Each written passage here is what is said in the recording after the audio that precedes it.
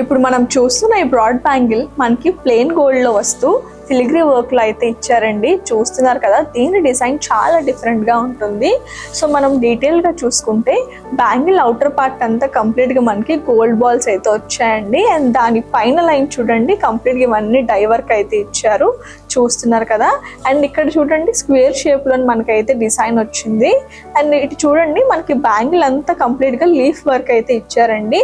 And మధ్య మధ్యలో మనకి అక్కడక్కడ గోల్డెన్ బాల్స్ ని లేజర్ కటింగ్ లో ఇచ్చారు. సో చూడటానికి షైనీగా ఉంది లుక్.